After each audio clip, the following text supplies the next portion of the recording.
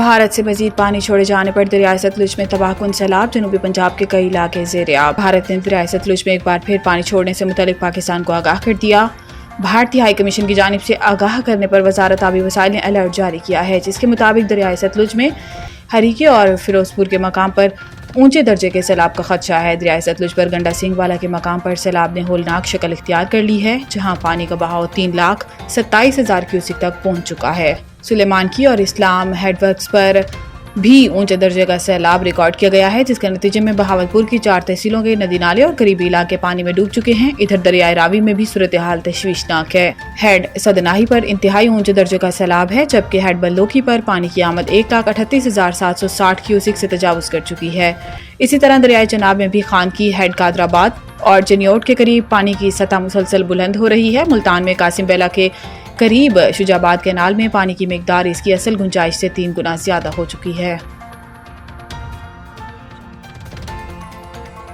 عطیات کا عالمی دن، وزیر اعظم کی قوم سے سیلاب متاثرین کے لیے امداد و تعاون بڑھانے کی اپیل۔ اپنے پیغام میں وزیر اعظم شہباز شریف نے کہا کہ پاکستان دنیا کے ساتھ ہم آواز ہو کر آج عطیات کے عالمی دن پر معاشرتی فلاح و بہبود میں آمد و رفت اور باہمی رواداری کی اہمیت کو اجاگر کرتا ہے۔ پاکستان کی معاشرتی تاریخ اس بات کی گواہ ہے کہ پاکستانی بلا رنگ و نسل اور بلا تعصب دوسروں کی بے لوث مدد کرنے میں فخر محسوس کرتے ہیں۔ انہوں نے کہا کہ دوسروں کی خدمت کا پرخلوص جذبہ پاکستان کے سماجی و معاشرتی اقتدار اور تہذیب کا اثاثہ ہے۔ پاکستان کے رضاکار خدمتکاروں نے حادثات، قدرتی آفات، جنگ اور دیگر ایمرجنسی حالات میں ہمیشہ اپنے اہل وطن کی بھرپور عملی اور مالی مدد کی ہے۔ پاکستانیوں کی فلاحی کاموں اور امداد و عطیات میں بھرپور شرکت کی وجہ سے عالمی سطح پر پاکستان کا نام سب سے زیادہ عطیات دینے والے ممالک میں شامل ہے۔ Islamabad high court Aafia Siddiqui case کی سماعت کے لیے لارجر بینچ تشکیل۔ Chief justice Islamabad high court نے ڈاکٹر عافیہ صدیقی کیس کی سماعت کے لیے 4 رکنی لارجر بینچ تشکیل دے دیا۔ جسٹس ارباب محمد طاہر کی سربراہی میں 4 رکنی لارجر بینچ 10 ستمبر کو سماعت کرے گا۔ جسٹس خادم سومرو، جسٹس اعظم خان اور جسٹس انعام امین منہاج لارجر بینچ میں شامل ہوں گے۔ ڈاکٹر عافیہ صدیقی کیس کو جسٹس سردار اعجاز اسحاق کی کورٹ سے ٹرانسفر کر دیا گیا ہے۔ جسٹس سردار اعجاز نے وزیر اعظم اور کابینہ ارکان کو توہین عدالت کے نوٹسز جاری کر دیے تھے۔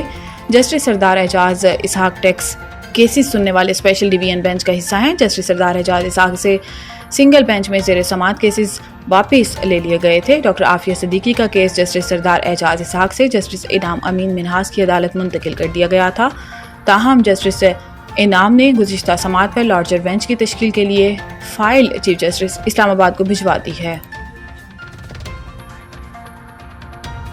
ہمارے عہدیداران کو ہٹایا جا رہا ہے، ایسے میں بات چیت ممکن نہیں۔ پارلیمنٹ ہاؤس کے باہر میڈیا سے گفتگو کرتے ہوئے بیرسٹر گوہر نے کہا کہ پاک فوج کی ملک کے لیے بہت قربانیاں ہیں، ملک کا دفاع کیا ہے، ابھی جنگ جیتی ہے، ہم اس کو قدر سے دیکھتے ہیں۔ انہوں نے کہا کہ ہر کسی کی مدد کا تعین آئین کے مطابق ہونا چاہیے۔ ہم نے نہ اس قانون سازی کو چیلنج کیا ہے، نہ کرنے کا ارادہ ہے۔ 2023 تک پلان کی جہاں تک بات ہے تو پلان تو سب کرتے ہیں، دیکھتے ہیں کیا ہوتا ہے۔ چیئرمین پی ٹی آئی کا کہنا تھا کہ سیلاب پر تمام جماعتوں کو سیاست اور صوبائیت سے بالاتر ہو کر سب کی مدد کرنے کی ضرورت ہے۔ اس وقت ملک میں سیلاب کی صورتحال ہے، پنجاب حکومت سے بھی کہتا ہوں کہ مل کر سیلاب متاثرین کے ساتھ تعاون کریں۔ بیرسٹر گوہر نے مزید کہا کہ خیبر پختونخوا کی حکومت سیلاب متاثرین کے لیے کوشش کر رہی ہے۔ پیر سے سیلاب متاثرہ علاقوں میں جا رہا ہوں، بنیر میں سیلاب متاثرین کے ساتھ ہوں گا۔ ان کا کہنا تھا کہ ہمارے اپوزیشن لیڈرز کو عہدوں سے ہٹا دیا گیا، بات چیت کا عمل کیسے ہو جب آپ ہمارے عہدیداروں کو ہٹا رہے ہیں، ہمارے ارکان کو نااہل کیا جا رہا ہے، ایسے میں بات چیت ممکن نہیں۔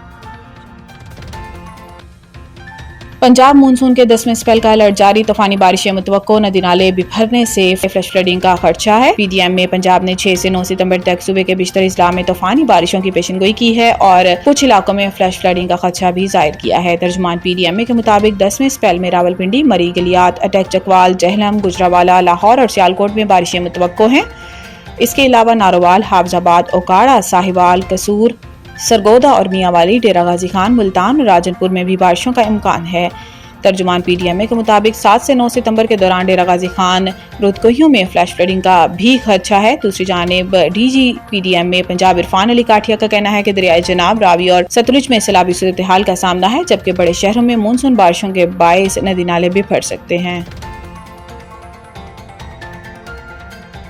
آئی سی سی ویمنز ورلڈ کپ ٹکٹس افتتاحی تقریب کی تفصیلات جاری۔ تفصیلات کے مطابق نامور بھارتی گلوکارہ Shreya Ghoshal women's world cup کی افتتاحی تقریب میں اپنی آواز کا جادو جگائیں گی۔ رواں سال کا میگا ایونٹ بھارت کے 4 شہروں اور سری لنکن دارالحکومت کولمبو میں کھیلا جائے گا۔ شائقین کو محض کرکٹ ہی نہیں بلکہ ثقافت، موسیقی اور کھیل کے حسین امتزاج سے بھی روشناس کرایا جائے گا۔ بھارت اور سری لنکا کے درمیان گوہاٹی میں افتتاحی میچ سے قبل عالمی شہرت یافتہ بھارتی گلوکارہ شرییا گھوشال تقریب میں پرفارم کریں گی۔